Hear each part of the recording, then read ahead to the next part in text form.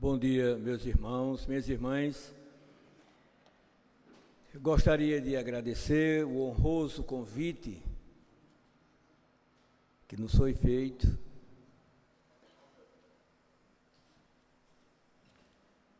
principalmente quando soube que estava junto com o companheiro Oscar, que é um amigo, que é um irmão, que é um pai. Me senti fortalecido. Bem, o Sermão do Monte, como bem foi frisado aqui, na interpretação de um dos mais espiritualizados homens do século XX, Mahatma Gandhi, onde ele diz, como foi bem frisado, que se todos os livros sagrados da humanidade se perdessem e só restasse o Sermão do Monte, nada estaria perdido. Nele se encontram o Oriente e o Ocidente. O cristianismo e o brahmanismo se fundem.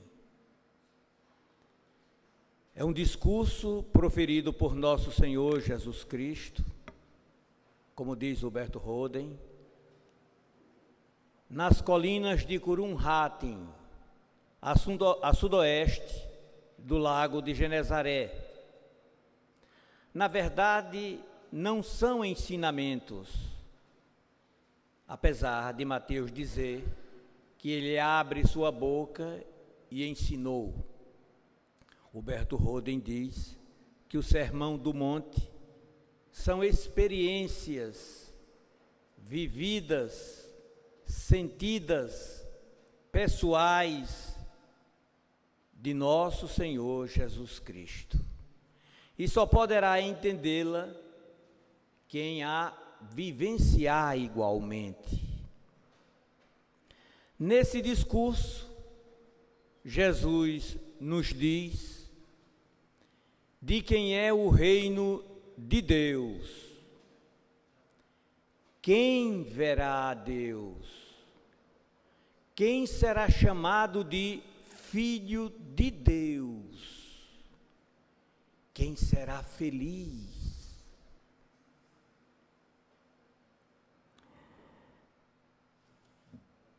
Jesus desce das alturas do mundo espiritual para as baixadas da terra, sobe ao monte e depois de tendo se assentado, se aproximaram os discípulos e ele lhes ensinou dizendo.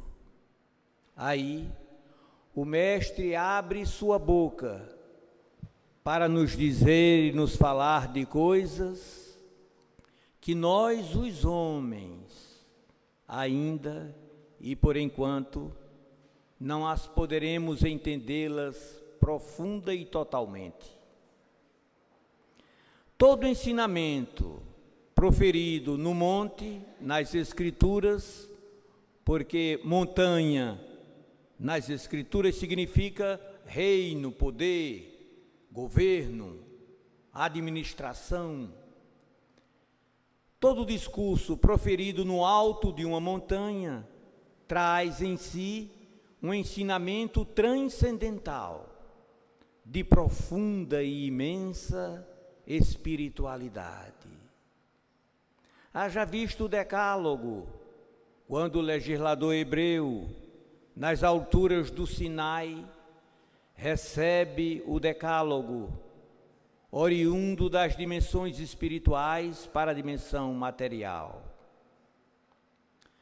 Estevão, lá no Sinédrio, na sua fala registrada em Atos dos Apóstolos, vai nos dizer que foi um anjo do Senhor quem apareceu a Moisés na sarça ardente. Comumente nós entendemos que foi escrito por Deus, pelo dedo de Deus, mas Estevão nos diz que foi um anjo do Senhor. Paulo vai repetir, por diversas vezes que o decálogo nos foi dado por ministério de anjos.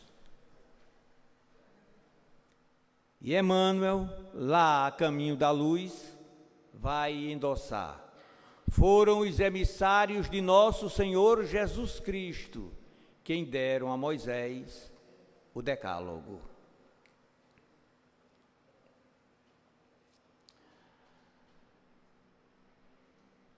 Essas informações com relação ao decálogo, se ela nos foi dado por ministério de anjos, ela nos foi dado por espíritos superiores. Da mesma maneira que o livro dos Espíritos, nós podemos dizer que igualmente nos foi dado por ministério de anjos. E eles colocaram seus nomes lá no prolegômeno. Jesus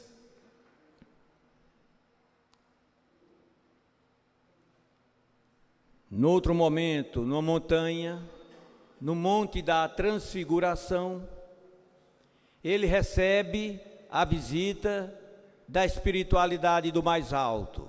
Dois profetas ilustres do judaísmo, Moisés e Elias, confabulam com nosso Senhor Jesus Cristo, nas alturas do Monte Tabor. E aí, ele igualmente sobe a um monte e leva consigo Pedro, João e Tiago. E depois de tendo orado, eis que apareceram conversando com eles, diz o texto, Moisés e Elias, que vinham esclarecê-lo acerca dos acontecimentos que estavam próximos. Jesus aí, no alto do Tabor, estabelece de uma vez por todas o contato da dimensão material com a dimensão espiritual e vai nos dizer que podereis fazer tudo o que eu faço. Ora, é por isso que nós espíritas entramos em contato com o mundo espiritual, porque nosso Senhor Jesus Cristo assim procedeu e assim nos informou que nós poderíamos fazer conforme o que ele fazia. Mas há um detalhe interessante aí, nesse diálogo, Moisés e Elias com Jesus. Quando eles descem dali, um dos discípulos diz a Jesus: por que dizem os escribas que é necessário que Elias venha primeiro, antes do Messias? Na verdade, a pergunta era essa: se o Senhor, mestre, é o Messias, o que está fazendo Elias ali, em corpo espiritual, já que os escribas dizem que ele deveria vir antes do Messias? É essa a pergunta que os discípulos fazem, o que levou Jesus a responder: em verdade vos digo, Elias já veio, habitou entre eles e eles não o conheceram, mas Elias virá restabelecer todas as coisas. Jesus, neste momento, faz duas profecias acerca do profeta Elias. Elias já veio na pessoa de João Batista, que já havia sido decapitado, e Elias virá restabelecer todas as coisas no futuro. Quando o Espírito de Verdade se comunica com Allan Kardec, vai lhe dizer: é chegado o tempo em que todas as coisas hão de ser restabelecidas. Se você for ao dicionário e ver restabelecer, é igual a restaurar, reconstituir, voltar à forma primitiva como era. Então, Jesus diz do Consolador, viria restabelecer todas as coisas. A doutrina espírita, conforme nós cremos, é o Consolador prometido por nosso Senhor Jesus Cristo. Então cabe à doutrina espírita restaurar, restabelecer a sua forma primitiva, o Evangelho de nosso Senhor Jesus Cristo. Jesus, quando no mundo, no seu discurso, diz que os construtores retiraram a pedra angular que deveria servir de base na construção do edifício. Pedra angular é aquela que sustenta duas paredes, dá firmeza no alicerce, na construção do edifício. Mas Jesus diz que a pedra angular, que deveria servir de base, foi retirada. E nós vemos por que a doutrina espírita, porque Jesus sabia que os seus conceitos, a sua doutrina de imortalidade plena, seria ofuscada. A pedra angular da reencarnação, a pedra angular da comunicabilidade com o mundo espiritual, foi retirada pelas autoridades de então. Então, o conceito de Jesus, ele estava não totalmente completo. Vêm então as vozes do céu, na figura do Consolador prometido, restabelecer e dizer aos homens a mensagem viva do Cristo de plena imortalidade. Nós ficamos sabendo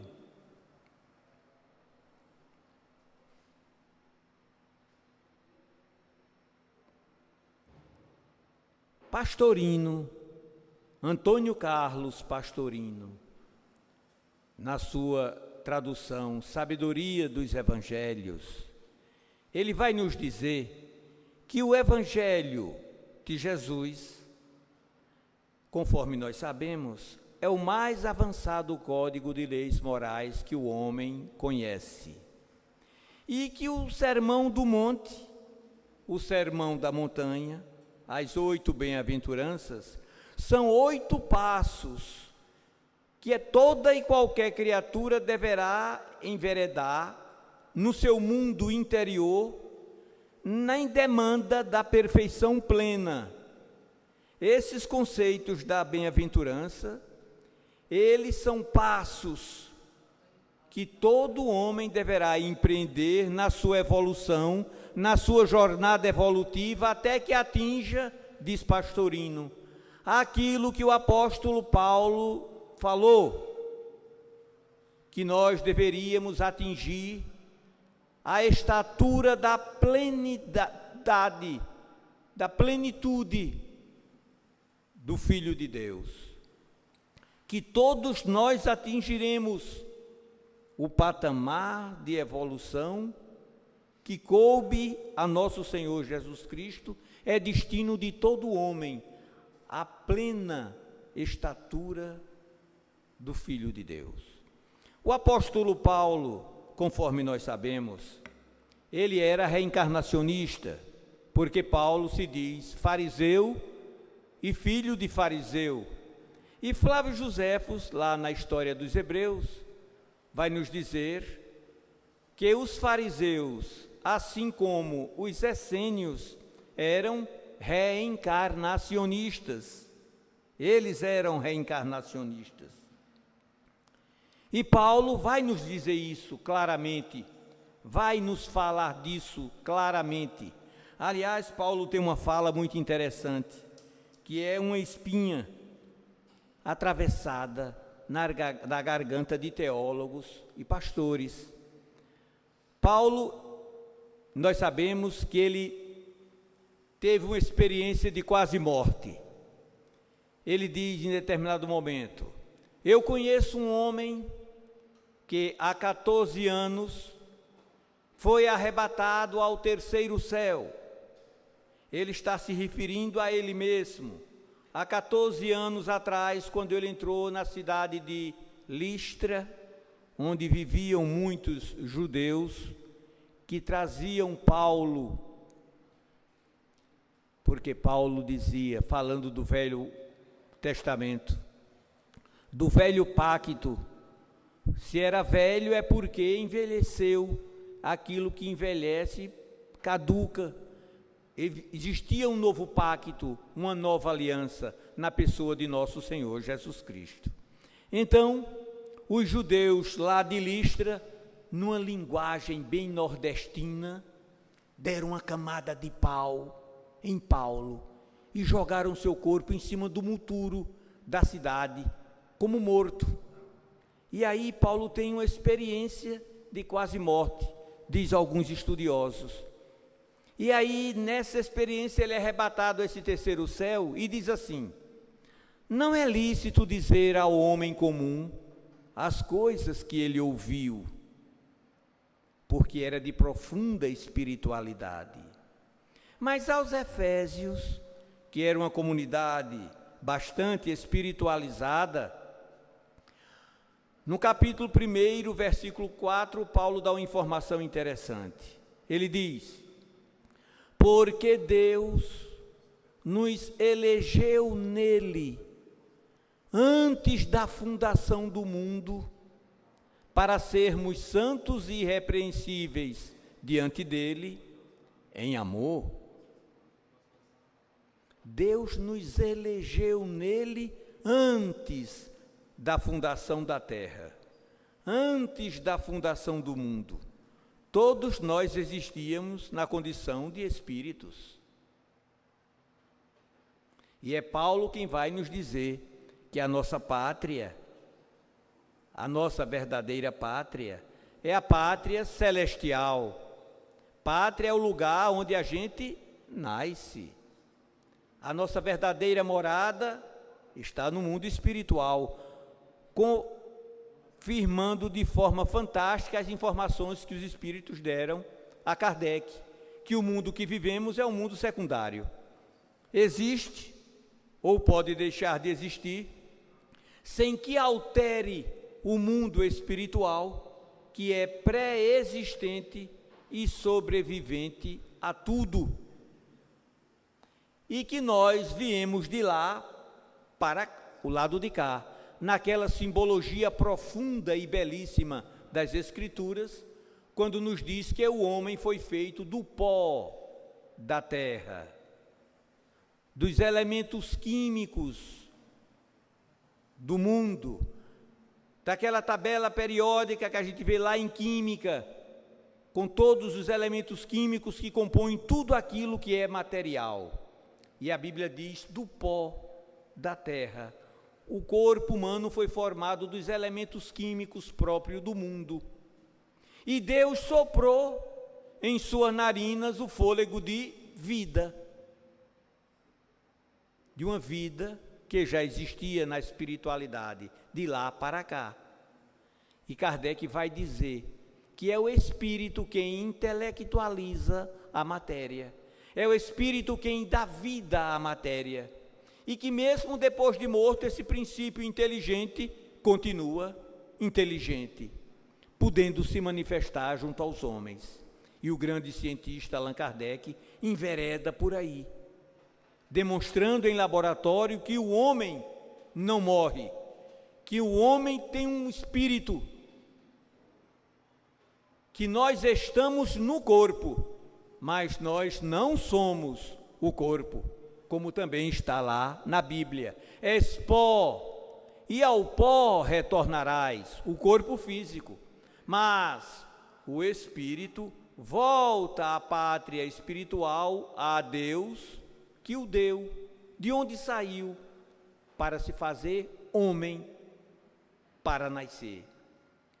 Então, a doutrina espírita vai nos dizer, Allan Kardec vai demonstrar, porque se Jesus, conforme está escrito, matou a morte, coube a Allan Kardec demonstrar categoricamente, experimentalmente, que a morte não existe, que o espírito continua vivo para além da sepultura. Nós estamos no corpo e quem está pode deixar de estar a qualquer momento. O corpo segue um destino e o homem e o espírito outro. É isso que Allan Kardec demonstra categoricamente. E é isso que está lá na obra Sabedoria dos Evangelhos de Pastorino.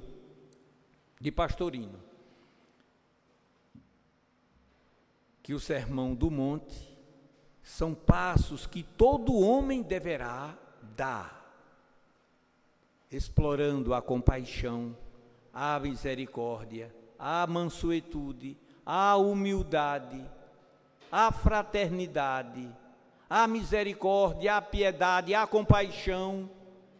Sem isso, nós jamais atingiremos os patamares de alta espiritualidade, que a doutrina resume de uma forma fantástica. Fora da caridade, não há salvação. Ou você ama, ou você sai de si mesmo em busca do outro, porque a doutrina nos diz que só enxugando a dor do outro, a vida enxuga as nossas lágrimas. Só saindo de nós mesmos em socorro do que sofre, esquecendo dos nossos problemas e ajudando o semelhante, é que a vida nos socorrerá em nossas aflições. Só existe esta fórmula: amar, doar-se, entregar-se de corpo e alma ao semelhante. Então o apóstolo Paulo vai nos dizer, de forma fantástica, vai nos falar dessa realidade espiritual. Ele nos conta, por exemplo, que certa vez, na calada da noite, ele viu um macedônio que ele dizia: entra na Macedônia e ajuda-nos. E Paulo diz: tão logo a visão passou, nos levantamos e seguimos para a Macedônia, porque entendemos que nosso Senhor Jesus Cristo queria que nós pregássemos o Evangelho aos macedônios. É Paulo, não é? Que era um médium fantástico. Eu estava vendo hoje de manhã, ele dizendo assim, que em Jerusalém entrou na sinagoga para orar. E entrou em êxtase, é essa a expressão que está lá no Evangelho. E viu aquele que ele dizia: levanta-te e sai depressa da cidade, porque eles não entenderão o teu testemunho. E Paulo reivindica: mas Senhor, eles têm razão. Eu os maltratei, eu os açoitei. Enquanto Estevão era apedrejado, eu guardava as capas. Jesus diz: levanta-te, retira-te, eu te enviarei aos gentios. Paulo entrou em êxtase. E Champlin, que é um protestante, na obra Enciclopédia de Bíblia, Teologia e Filosofia, vai nos dizer que êxtase é um estado alterado de consciência, é o transe mediúnico daqueles que entram em contato com a espiritualidade. Veja as coisas onde já vão. Êxtase é um transe mediúnico. Logo, Paulo entrou em transe mediúnico e viu Jesus. É por isso que ele vai escrever mais tarde: não apagueis o dom de discernir os espíritos. De discernir os espíritos. A espiritualidade, ela é fantástica. Na introdução do livro de Apocalipse, nós vamos ver o texto inicial dizendo assim: revelação de nosso Senhor Jesus Cristo, que Deus lhe deu para mostrar aos homens acerca dos acontecimentos que estão próximos.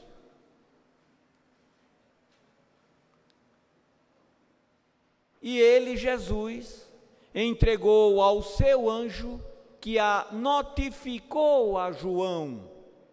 Aí, neste primeiro capítulo de Apocalipse, o evangelista nos mostra a sequência da comunicabilidade com o mundo espiritual. Deus que entrega a mensagem a Jesus, Jesus que entrega ao seu anjo, o anjo que notifica a João, João, segundo o texto, certificou-se que era de Deus e era do testemunho de Jesus. Aliás, o Espírito lhe diz: aceita essa mensagem, ela é verdadeira, ela vem do Deus dos Espíritos, dos profetas. Mas primeiro João se certificou se aquela informação procedia e passa para a humanidade. O homem, o médium, João, o Espírito comunicante, que está a serviço de Jesus, Jesus que está a serviço de Deus. É por isso que o grande evangelista escreveria mais tarde: meus filhinhos, não acrediteis em todo espírito, provai se os espíritos são de Deus. E o Sermão do Monte vem nos dizer, vem nos mostrar, vem nos ensinar que nós, os homens, somos filhos do Pai Celestial, todos feitos da mesma maneira, sem nenhuma regalia um sobre o outro. E o nosso destino é a plenitude, é a felicidade, é a realização plena daquilo que realmente nós somos, daquilo que está dentro de nós. Porque, segundo o próprio texto, o homem foi feito à imagem e semelhança de Deus. Homem aí é selem, uma expressão hebraica para homem espiritual. O meu espírito, o homem espiritual em mim, fui feito à imagem e semelhança de Deus. É por isso que os Espíritos vêm nos dizer que nós e em nós estão as sementes de todas as virtudes. Porque se meu corpo guarda a genética da minha ancestralidade de papai e de mamãe, o meu corpo espiritual, que vem das esferas espirituais, guarda consigo a genética de sua origem, da fonte criadora do Pai Celestial.